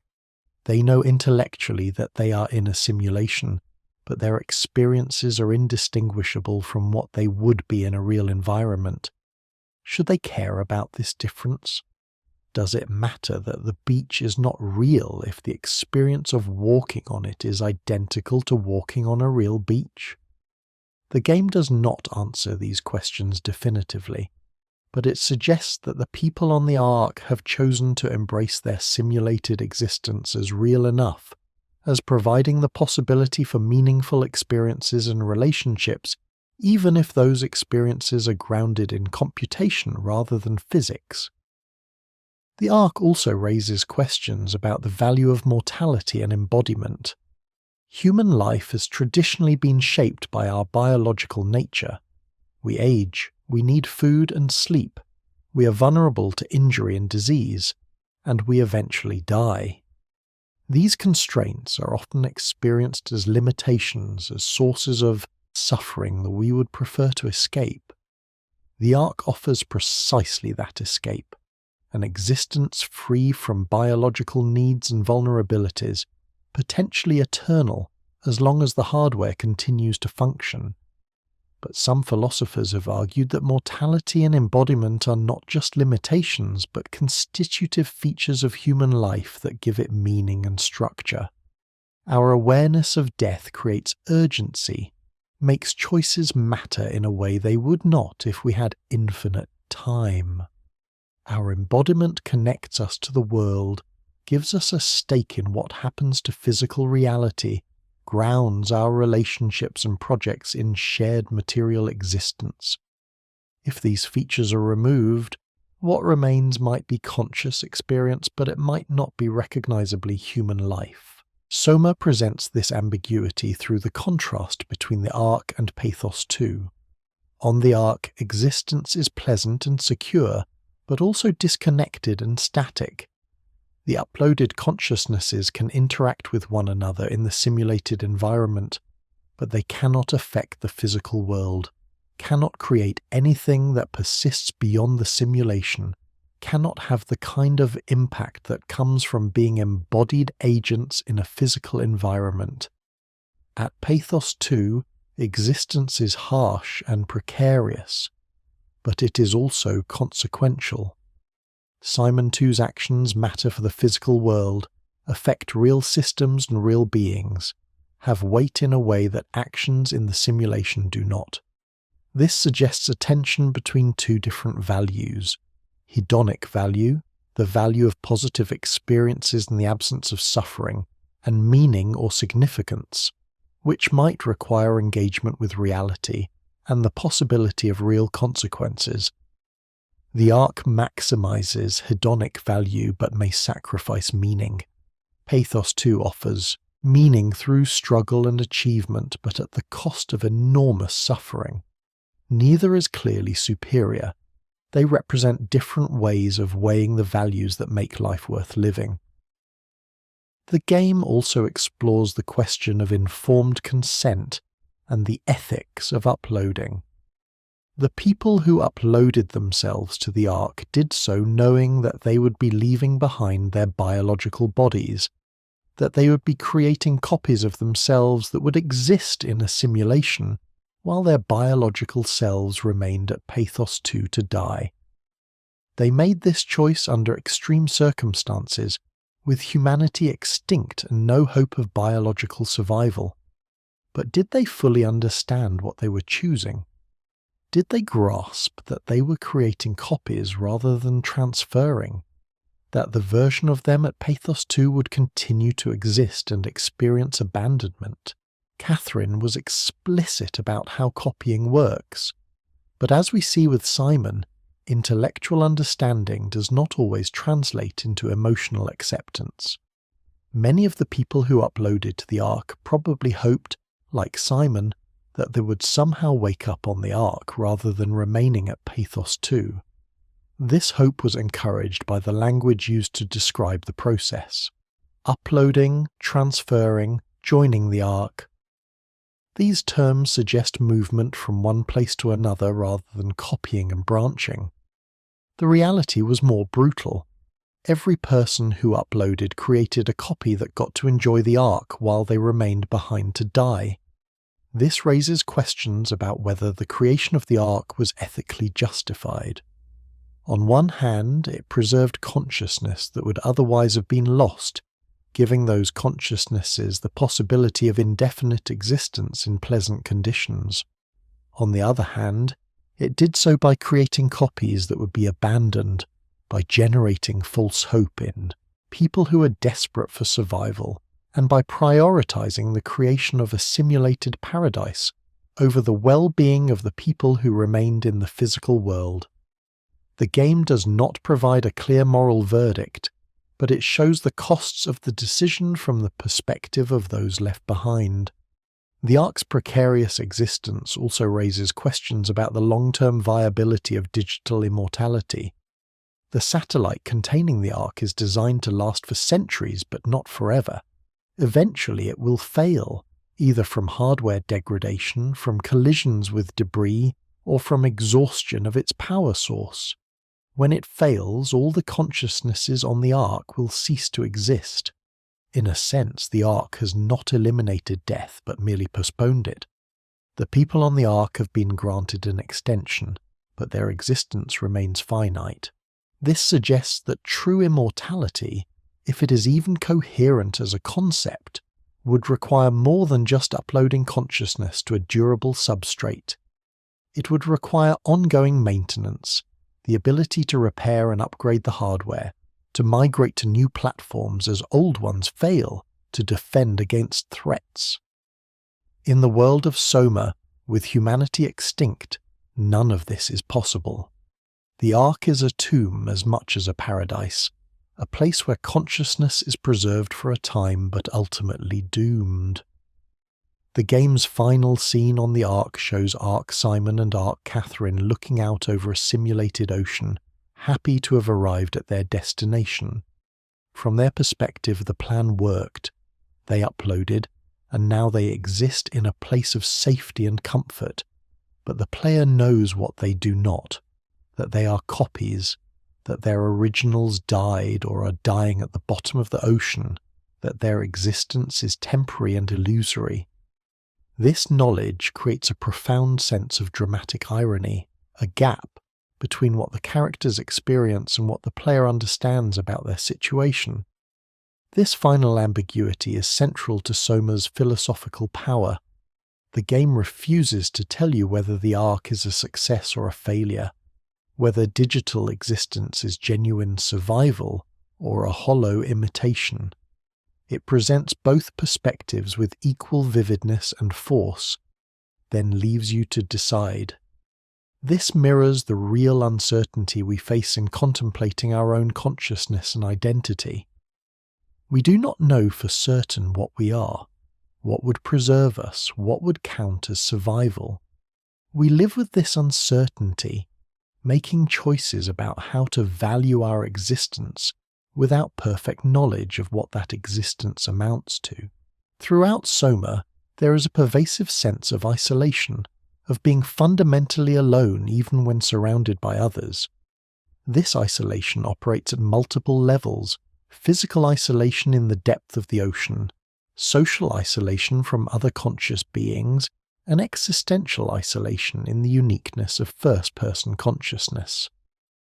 The game uses its setting and narrative to explore how these different forms of isolation relate to questions of consciousness and identity. The physical isolation of Pathos-II is oppressive. 4 kilometers beneath the ocean surface, the station is utterly cut off from the rest of the world. Even before the extinction event, communication with the surface was limited and difficult. After the event, Pathos-II becomes the last outpost of human consciousness, an island of awareness in a dead world.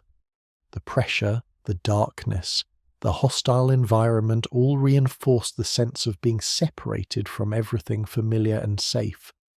But physical isolation is not the most profound form of isolation in the game.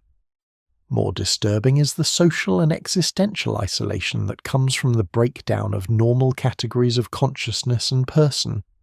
When consciousness can be copied, when the boundaries between self and other become unclear, when you can encounter versions of yourself as separate beings, the normal ways of relating to others are disrupted.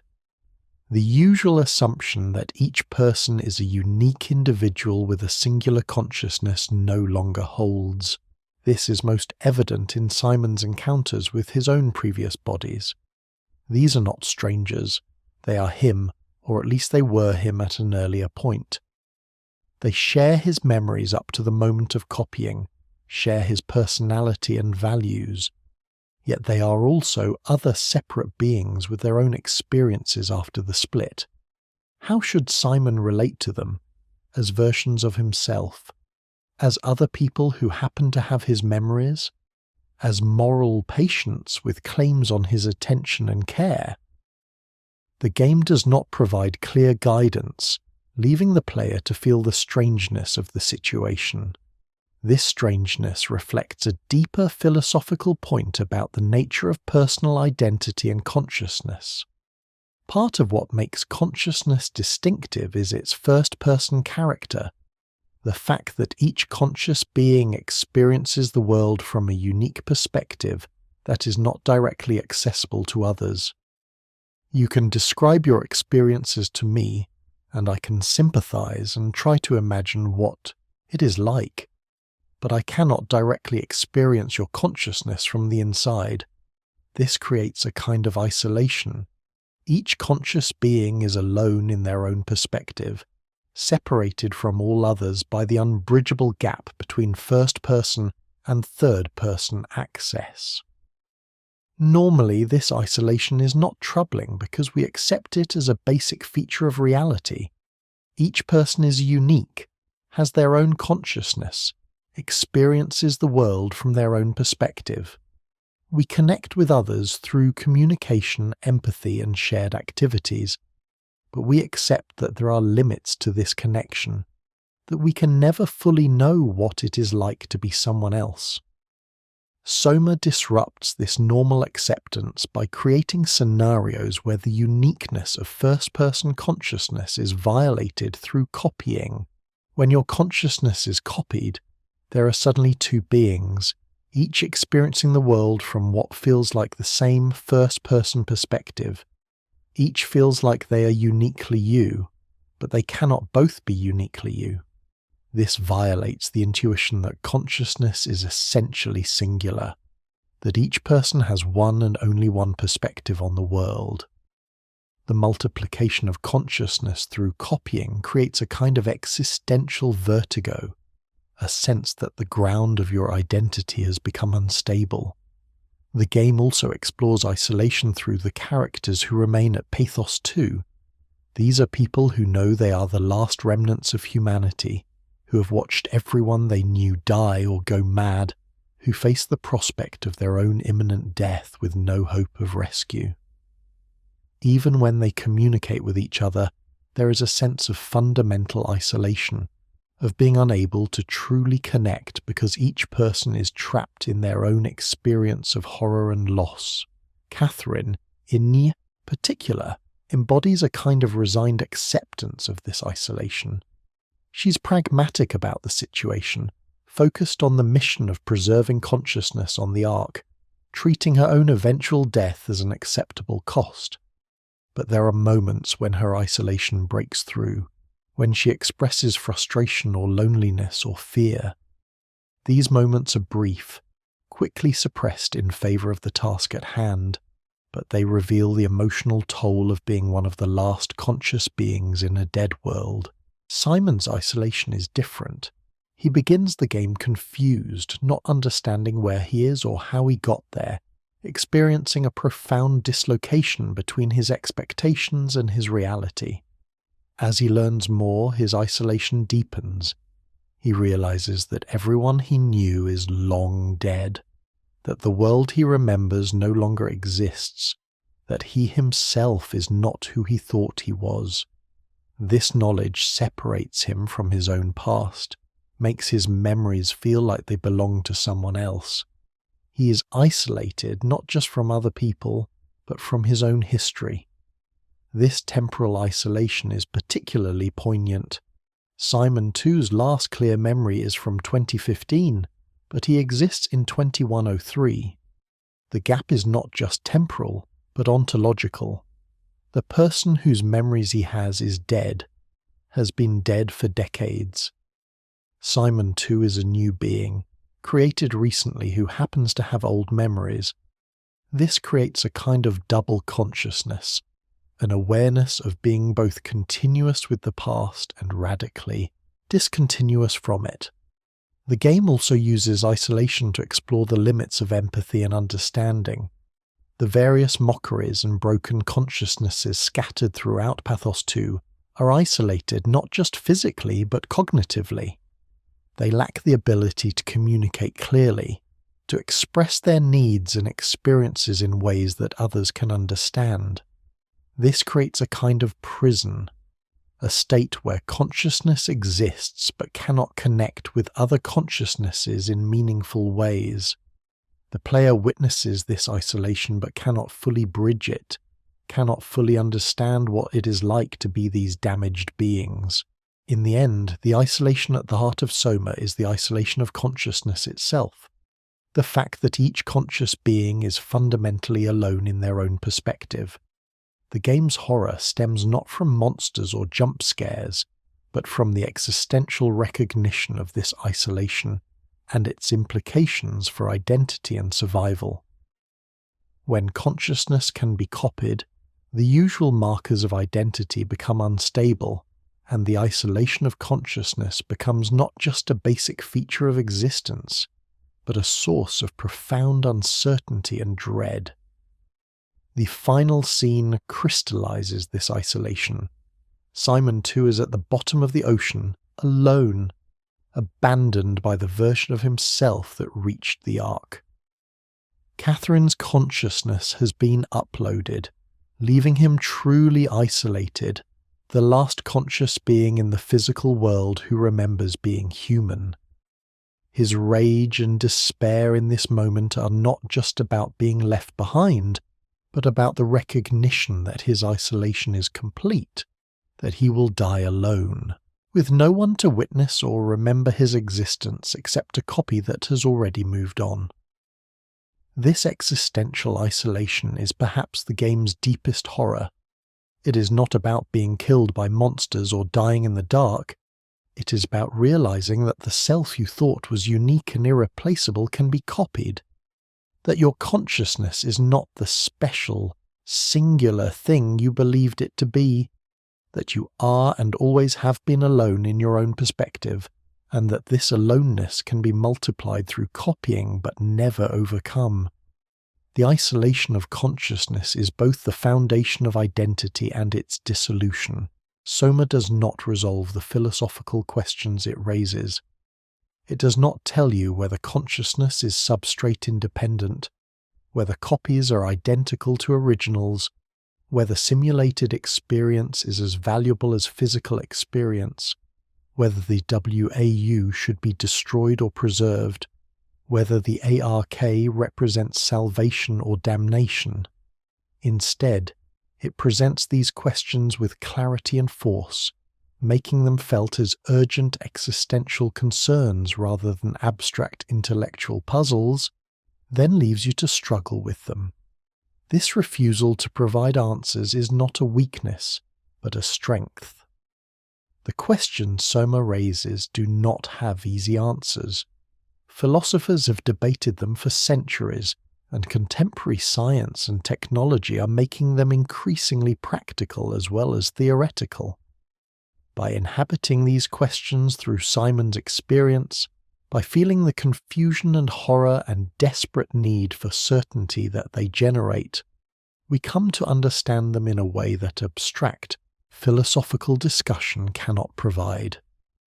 The game's central insight is that these questions about consciousness and identity are not just theoretical, but existential.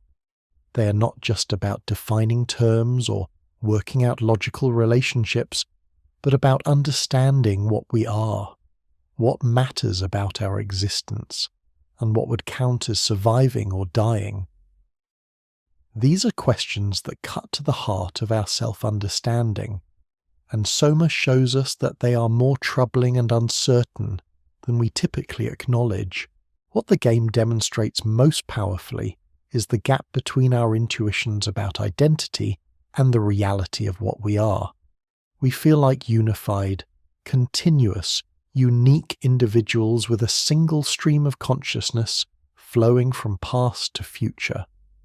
But if consciousness is a pattern that can be copied, if identity is constituted by psychological continuity that can branch, if substrate is irrelevant to the existence of consciousness, then our intuitions are systematically misleading. We are not what we feel ourselves to be, or at least what we are is more complicated and uncertain than our immediate experience suggests. This creates a kind of vertigo, a sense of the ground giving way beneath our feet. If I cannot trust my basic sense of being a unified, continuous self, what can I trust? If my identity can branch, if there can be multiple equally valid continuations of my consciousness, what does it mean to plan for my future or care about my survival? If my consciousness is substrate independent, if I am fundamentally a pattern of information rather than a particular physical thing, what grounds my existence in the world? Soma offers no comfort in the face of these questions. It shows us that copying consciousness creates genuine dilemmas, that both the copy and the original have valid claims to being the continuation of the person, that survival through copying is not like normal survival, where there is one continuous you in the future. It shows us that consciousness without the right kind of embodiment or environment might be worse than no consciousness at all. It shows us that our deepest intuitions about identity can be violated by technologies that are becoming increasingly plausible. But the game also suggests that we can live with this uncertainty, that we can continue to make choices and find meaning even when the foundations of our self-understanding are revealed to be less solid than we believed. Simon, too, despite his confusion and horror, continues to act, to pursue goals, to care about outcomes. He does not have certainty about what he is or whether his choices matter, but he chooses anyway. This suggests a kind of existential courage, a willingness to act without the guarantee of metaphysical security. The questions Soma raises are not going to go away. As technology advances, as brain-computer interfaces improve, as the possibility of whole-brain emulation moves from science fiction to plausible future development, these questions will become increasingly urgent. We will need to decide whether uploads are conscious, whether they have the same rights and moral status as biological humans, whether creating copies is permissible and under what conditions, what counts as survival in a world where consciousness can be copied and transferred. These decisions will not be purely theoretical. They will affect how we treat actual conscious beings, including possibly ourselves. If we choose to upload our consciousness, if we create digital copies of ourselves or others, we will need to know what we are doing, what we are creating, what obligations we have to these copies. Soma shows us that our current conceptual framework for thinking about persons and identity may not be adequate for these decisions, that we need to think more carefully and deeply about what consciousness is and what matters about it. The game also reminds us that philosophical questions are not separate from practical and ethical questions. How we understand consciousness affects how we treat conscious beings. If we believe that consciousness requires biological tissue, we might dismiss uploaded consciousnesses as mere simulations lacking moral status. If we believe that consciousness is substrate independent, we must grant uploaded consciousnesses full moral consideration, treating them as persons with rights and interests. The metaphysics determines the ethics. Soma's lasting contribution is not in answering these questions, but in making them vivid and urgent, in showing us what is at stake in how we understand consciousness and identity.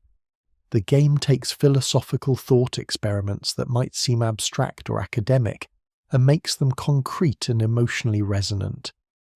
It shows us that these are not just puzzles for philosophers, but questions that will affect how we live and die, how we think about ourselves and others, how we navigate a future where the boundaries of consciousness and identity are increasingly fluid. In the end, Soma is about confronting the unknown at the heart of consciousness. We do not know exactly what consciousness is, how it arises from physical processes, whether it can exist in multiple substrates, what makes it valuable.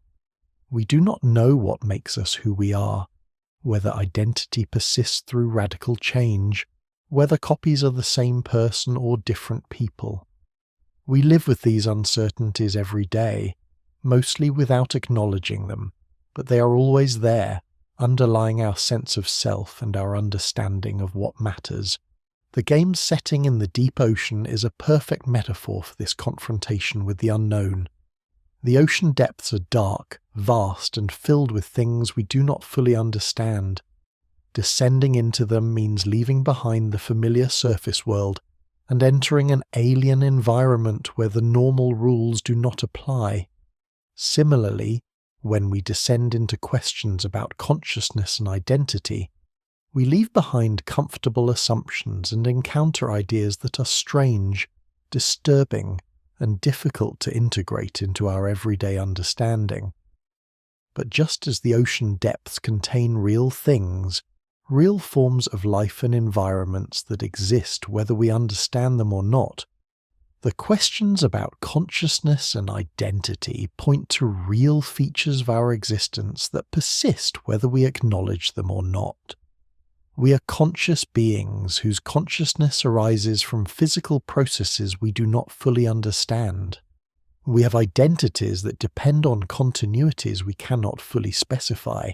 We will die, and what survives us, if anything, will be determined by facts about consciousness and identity that remain uncertain. Soma does not make these uncertainties go away, but it teaches us to live with them more honestly. It shows us that the questions are real, that they matter, that they will not yield to easy answers or comforting simplifications. It shows us that consciousness and identity are strange, fragile, and more mysterious than we usually acknowledge. And it shows us that this strangeness, this fragility, this mystery are central to what we are. The game ends with Simon II in the dark, abandoned and alone, raging against the reality of his situation.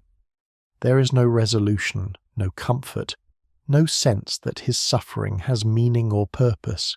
He simply is, a consciousness experiencing its own obsolescence, a person who has been left behind by a version of himself that has moved on. This bleak ending is deliberate. It refuses to soften the horror of the situation, refuses to suggest that everything will be okay, or that there is some hidden meaning that makes it all worthwhile.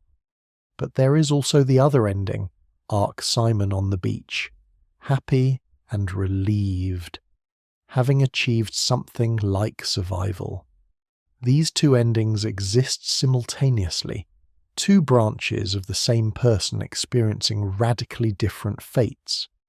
The game does not privilege one over the other, does not say which is the real Simon or which ending is more true. Both are real, both are Simon, and both are consequences of the same sequence of events.